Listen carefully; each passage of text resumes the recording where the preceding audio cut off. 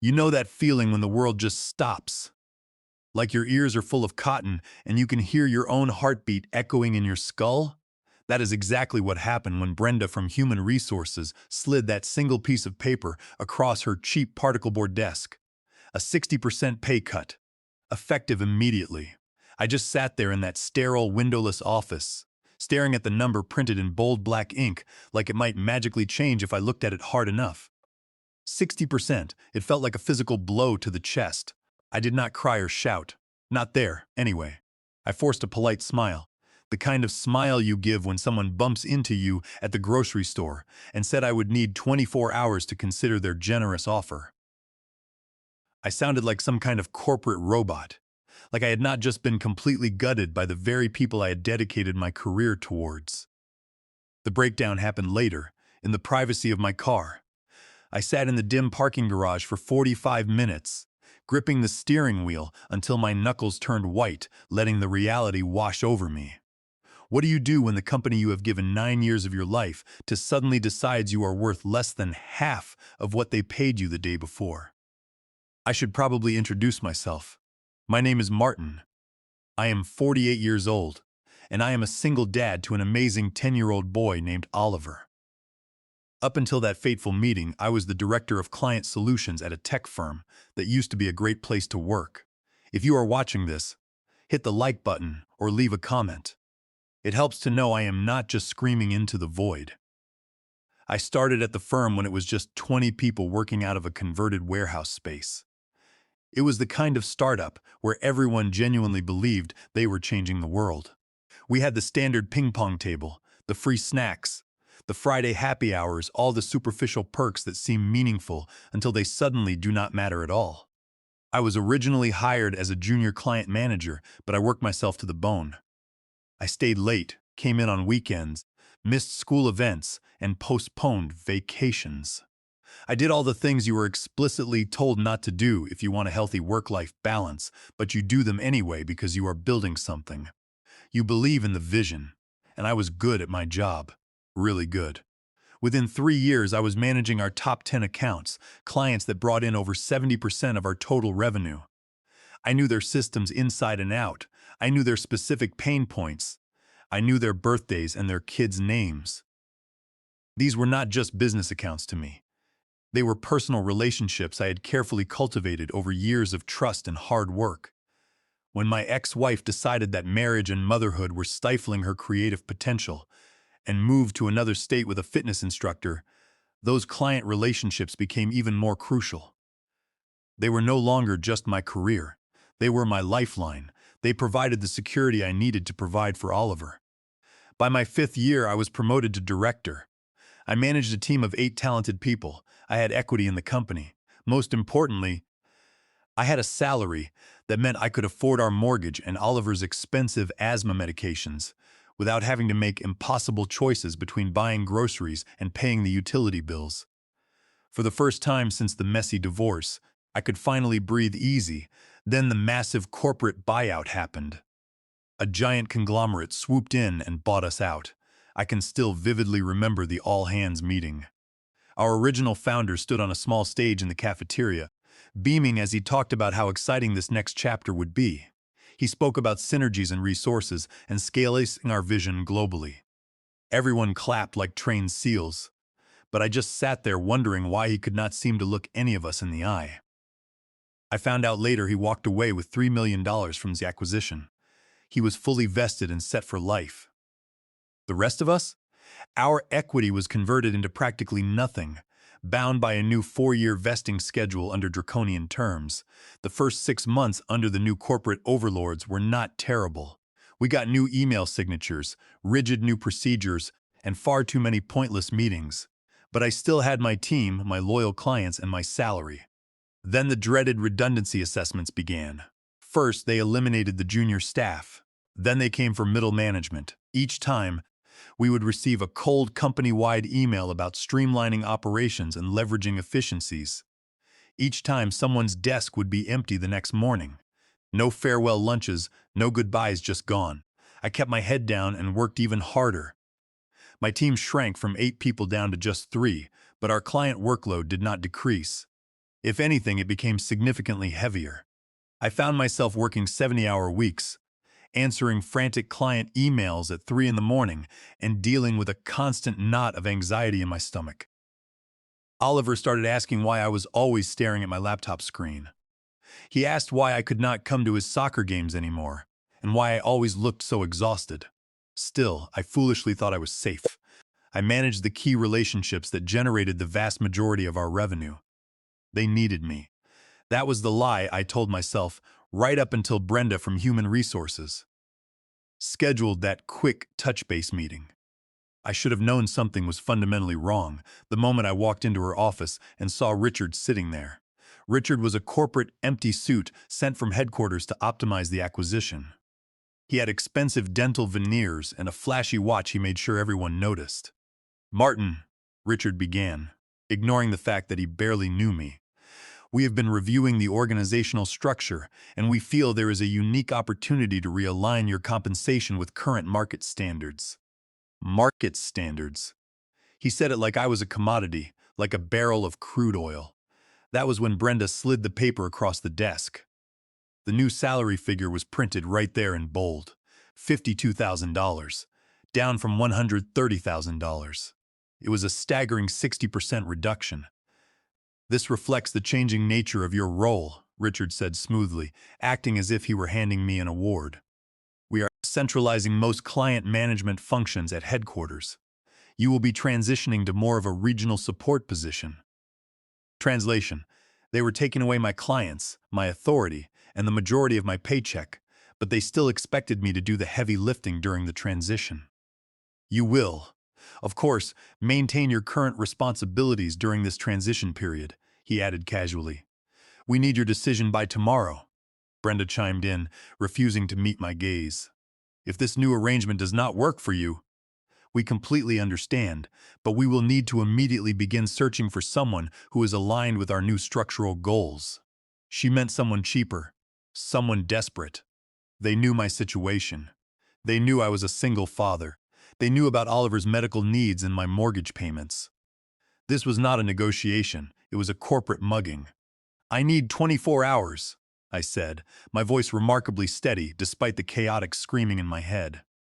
"I have some specific questions about the transition plan and the new reporting structure." Richard nodded, clearly pleased with my apparent professionalism. Brenda looked visibly relieved that I was not throwing a fit. I do not remember the walk back to my desk. I do not remember packing my laptop into my bag.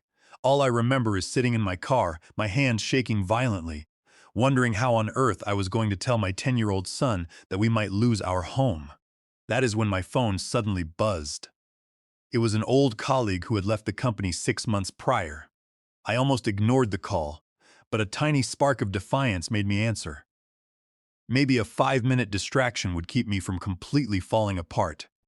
What followed was a conversation that would change the trajectory of my entire life, setting into motion a chain of events that would cost Richard and his corporate cronies dearly. "Hello, stranger," I said, trying my absolute best to sound normal and upbeat.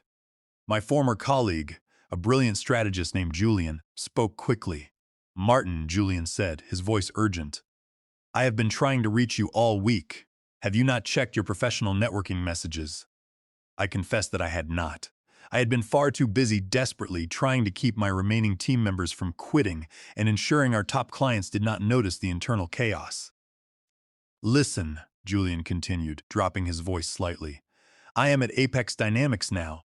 You know they are our biggest competitor, right? Well, my new boss has been asking about you constantly. We desperately need someone with your extensive client experience and relationship-building skills. Would you be open to having a confidential conversation?" I sat in my car, staring through the windshield at the building where I had spent the last 9 years of my life. I looked at the shiny new corporate logo they had plastered over our original sign. I thought about Richard and his condescending smile, his expensive watch, and his blatant disregard for the people who actually built the company. I thought about our original founder who had sold us all out and retreated to a luxurious beach house. "Actually," I replied, the gears in my head starting to turn, "I think tonight would be the perfect time for a conversation. I drove home in a complete daze, my mind racing with a million different thoughts. I was not naive. I knew exactly what calling our biggest competitor would mean. There would be absolutely no going back. But they had already made it abundantly clear that they viewed me as entirely disposable. What loyalty did I owe to a corporation that had just tried to slash my livelihood by 60%? When I finally arrived home, I paid the teenage babysitter, thanking her for staying late. I crept into Oliver's room to check on him. He was already fast asleep, his small chest rising and falling rhythmically. I had missed bedtime yet again. A wave of profound guilt washed over me, quickly followed by a surge of white-hot anger. I gently closed his door, walked into the kitchen, and booted up my laptop. I spent the next hour meticulously reviewing my original employment contract. I read every single clause, every subsection, every tiny bit of fine print. I was looking for a non-compete clause. To my immense relief, there was none. The original startup had been too small and perhaps too idealistic when I joined to bother with restrictive covenants. The new corporate owners had aggressively issued new contracts with strict non-competes to all recent hires, but they had fundamentally failed to update the agreements for legacy employees like myself. It was a massive, glaring oversight on their part, an administrative error that I was about to exploit to the fullest extent of the law. At exactly 9:30 in the evening, I called Julian back. "Can you arrange a meeting with your boss tomorrow morning before I have to give Human Resources my final answer?" I asked. "Is it something bad?" Julian inquired, sensing the tension in my voice. "Worse," I told him. "They are demanding a 60% pay cut, but expecting me to keep all my current responsibilities. In fact, they want to add more to my plate." Julian was dead quiet for a long moment. Then he cursed softly. "Give me 15 minutes, he said.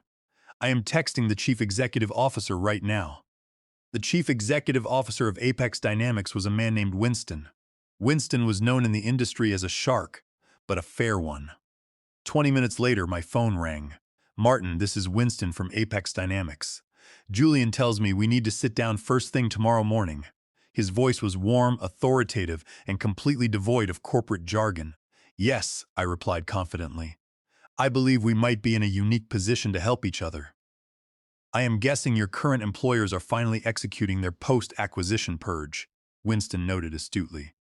"Something along those lines," I agreed. "How does 7:30 in the morning sound? We can meet at the coffee shop on the west side, completely away from both of our offices." "Julian mentioned you have a strict deadline tomorrow." "7:30 is perfect," I said, genuinely surprising myself with how calm and collected I sounded. After the call ended, I sat at my kitchen table for a long time, staring into the dark living room. Was I really doing this? Was I seriously preparing to defect to our fiercest rival? But the reality was that my current company was no longer a ship I was helping to sail. It was a sinking vessel, and the executives were gleefully throwing loyal employees overboard to save their own profit margins. I opened my laptop once more and accessed my personal client files. I did not touch the official corporate database that would be theft of trade secrets. Instead, I opened my personal, handwritten notes and encrypted files. These contained 9 years of deep, nuanced relationship details. I had notes on which technical directors were planning major system overhauls in the next 12 months. I knew exactly who to call when contract negotiations got stalled in the legal department. I knew which clients were deeply dissatisfied with the recent decline in our service quality since the acquisition. This information was not legally classified as confidential company property. It was the product of my own relationship building. It was industry knowledge, and it was incredibly valuable. As I reviewed the files, my mind shifted to the legal implications of what was happening. Under the law, what Richard and Brenda were attempting was a textbook case of constructive dismissal. By unilaterally reducing my salary by a staggering 60% while maintaining or increasing my job duties, they were essentially breaching my employment contract. They were trying to force me to resign so they would not have to pay severance or unemployment benefits. It was a dirty, underhanded tactic, and unfortunately, it worked on a lot of people who did not know their rights. But I knew my rights. I understood the concept of a fundamental breach of contract. In many jurisdictions, A pay cut of more than 15 to 20% is considered a material change to the terms of employment. By pushing a 60% reduction, they were handing me a loaded legal weapon. Furthermore, their failure to secure a non-compete agreement meant I was completely free to solicit business anywhere I pleased, provided I did not misappropriate proprietary trade secrets. My personal relationships and general industry knowledge were legally mine to utilize. I closed my laptop and walked back to Oliver's room. I watched him sleep for a few more minutes. I noticed the asthma inhaler sitting on his nightstand, right next to a science fair ribbon he had won the month before. "I am going to fix this," I whispered into the quiet room. "I promise you, I will make this right." I did not sleep at all that night. I lay awake, staring at the ceiling, carefully rehearsing every word I would say the next morning. I thought about the concept of corporate loyalty. What does loyalty even mean when the entity you are loyal to views you as nothing more than an expense to be minimized? They saw me as a number on a spreadsheet, a line item they could arbitrarily slash to improve their quarterly earnings report. They fundamentally underestimated my value, my resilience, and my intelligence. By the time the sun began to rise, I had a comprehensive, ironclad plan. I knew exactly how I was going to handle Winston at Apex Dynamics, and more importantly, I knew exactly how I was going to dismantle Richard's arrogant power play. I was ready to go to war. The next morning, I dressed with meticulous care. I chose my best tailored suit, the charcoal gray one I strictly reserved for closing multi-million-dollar deals. I made sure my tie was perfectly knotted and my shoes were polished to a mirror shine. This was not just an interview.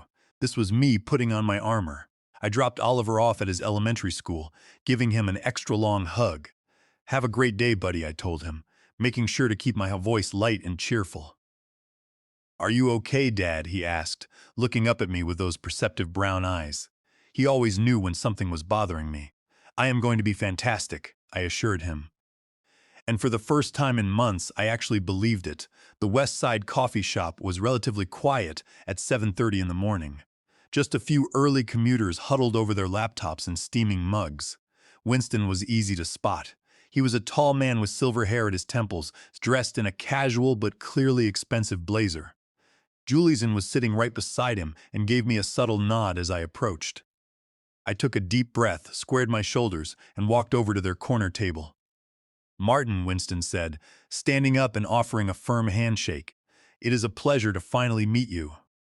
I have heard a great deal about you. From Julian, naturally, but also from virtually every major client we have unsuccessfully tried to lure away from your firm over the past 5 years." I offered a confident smile. Well, given recent internal developments, those clients might be significantly more receptive to having a conversation now. Winston raised an eyebrow, clearly intrigued. "Is that a fact?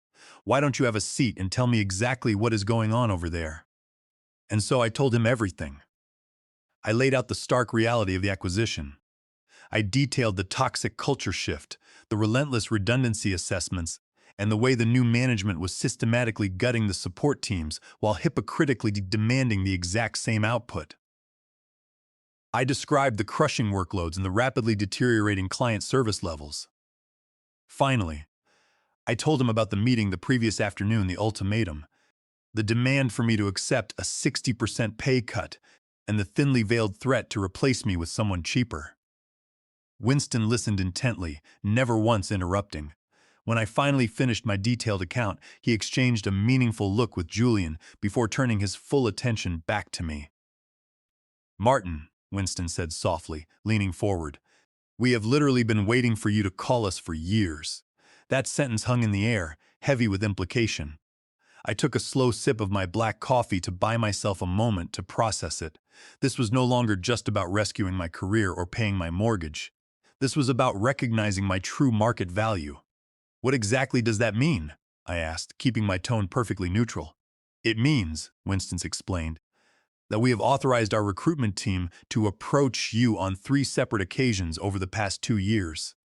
Each time your steadfast loyalty to your former management won out. But this new corporate entity clearly does not deserve that loyalty. Frankly, we are prepared to make you an offer right now that accurately reflects the immense value of your industry expertise and your client relationships.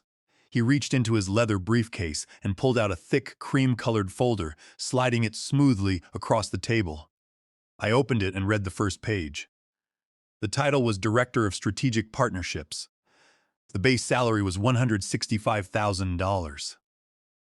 It included a 25% annual performance bonus potential, comprehensive health benefits with zero deductibles that would completely cover Oliver's expensive medical needs, and a generous grant of stock options. I started, genuinely struggling to find the right words. This is fair market value for a professional with your specific skill set and proven track record, Winston stated firmly. Furthermore, there is a substantial signing bonus included if you can officially come on board within the next 2 weeks. I stared at the bold numbers on the paper. The base salary alone was $35,000 more than my original compensation before the drastic cut. It was more than 3 times what Richard and Brenda had insultingly offered me just 18 hours prior. Why? I asked, looking directly into Winston's eyes. Why are you offering this much? Winston did not hesitate for a second. Because we have lost 8 major competitive bids to your firm in the past 4 years, and every single one of those accounts was personally managed by you.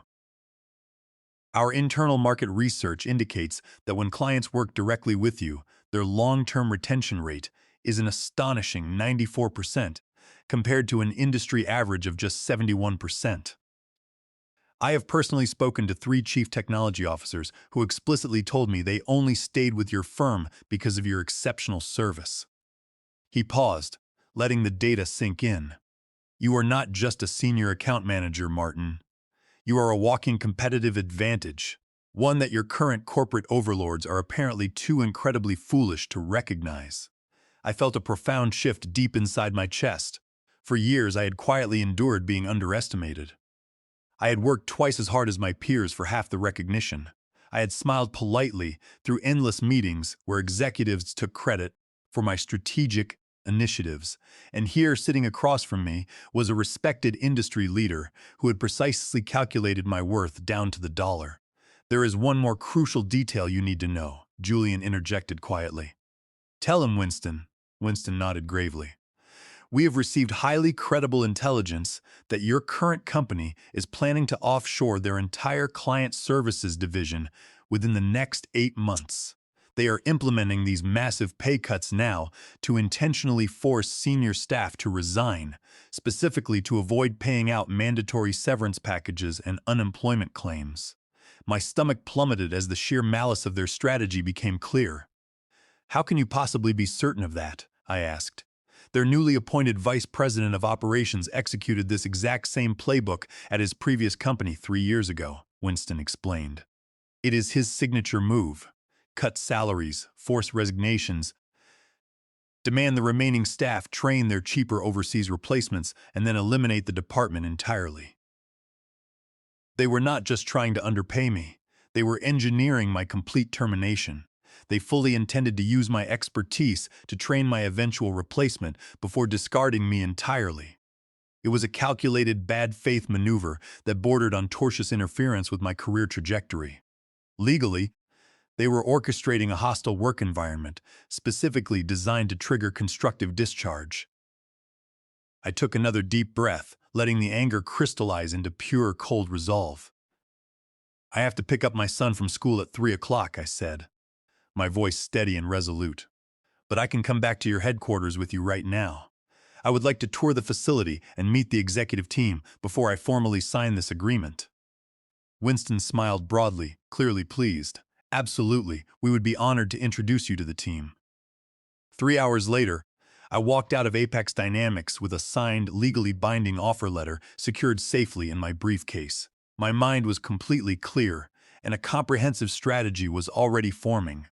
I was going to walk into my office and completely dismantle their arrogant little game.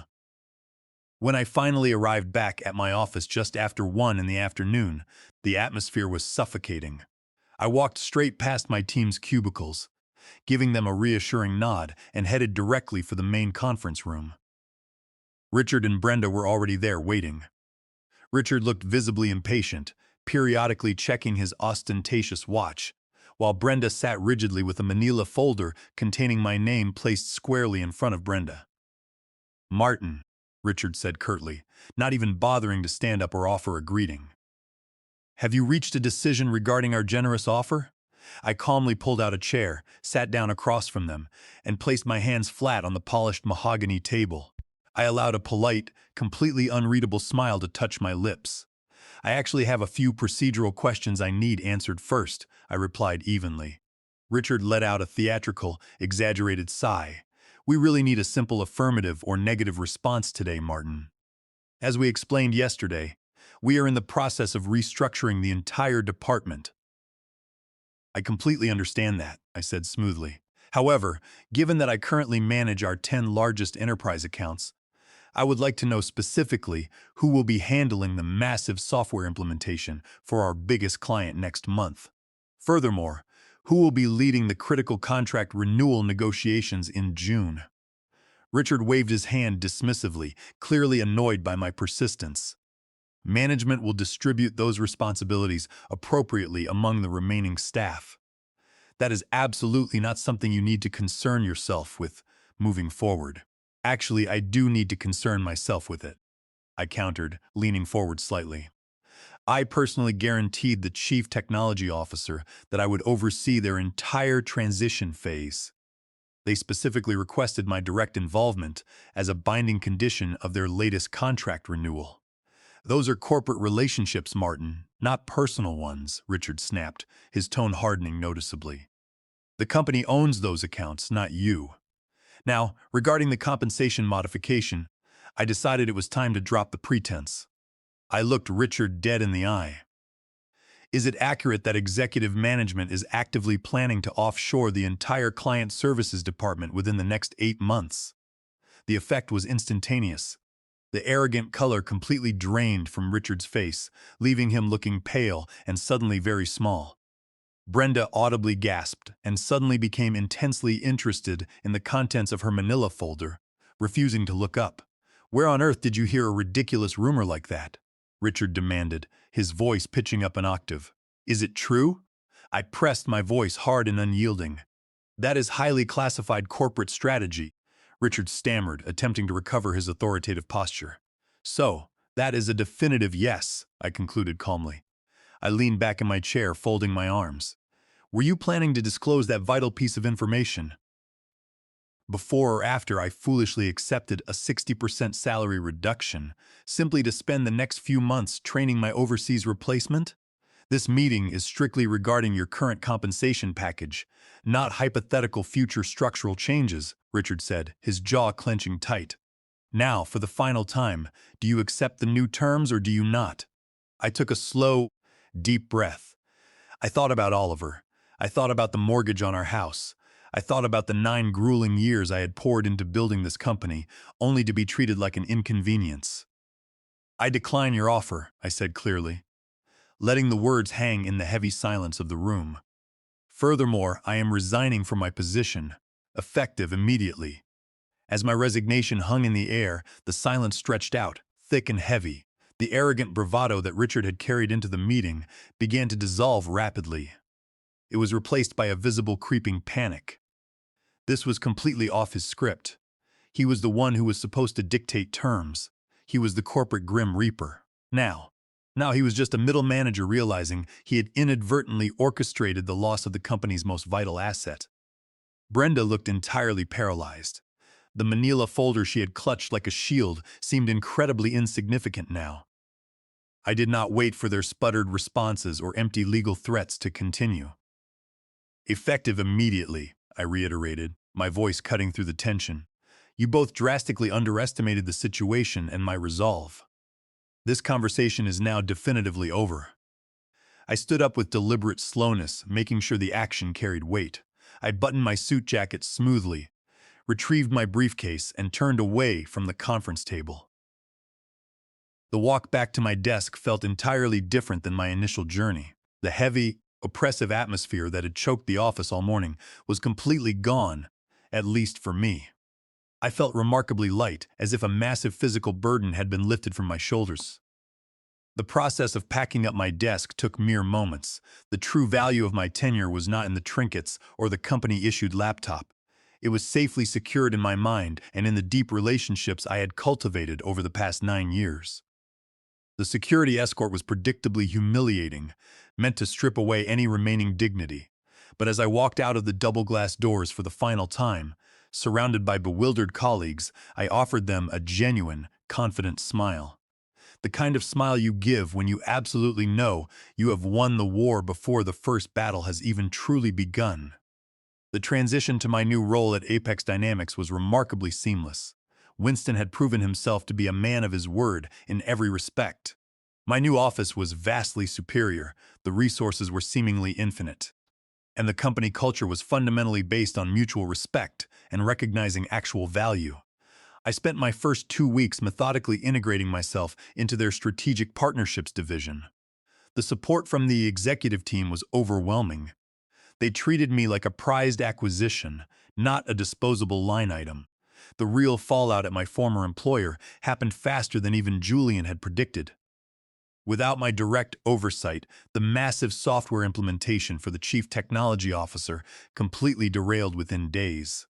The transition plan Richard had so confidently assumed would handle itself proved utterly inadequate. By the second week, 3 of my largest former clients had initiated formal legal proceedings to terminate their contracts, citing fundamental breaches of service agreements. The financial hemorrhaging was catastrophic and highly publicized in industry circles. I later learned through back-channel contacts that the parent corporation's executive board had launched a full internal investigation into the regional management team.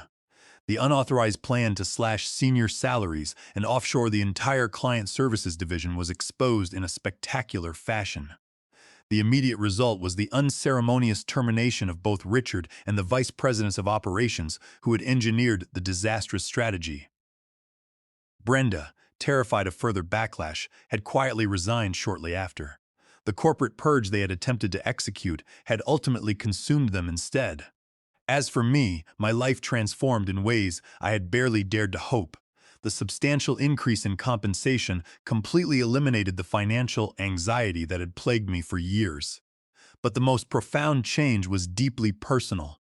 The flexible structure at Apex Dynamics meant I was no longer an absentee father. I was there for every single one of Oliver's soccer games. I helped him build his science fair projects. I was present, truly present, for the first time since my divorce. The grueling 60-hour work weeks were permanently behind me. Looking back now, standing in my expansive new office overlooking the city, I realized that the 60% pay cut was the absolute best thing that could have happened to me. It shattered the illusion of corporate loyalty and forced me to confront my true market value. It pushed me to leverage my industry knowledge and legal understanding to protect my family. It taught me that while corporations may hold tremendous power, the individuals who actually build the relationships and execute the vision hold the true leverage. You simply have to be brave enough to wield it when the time comes.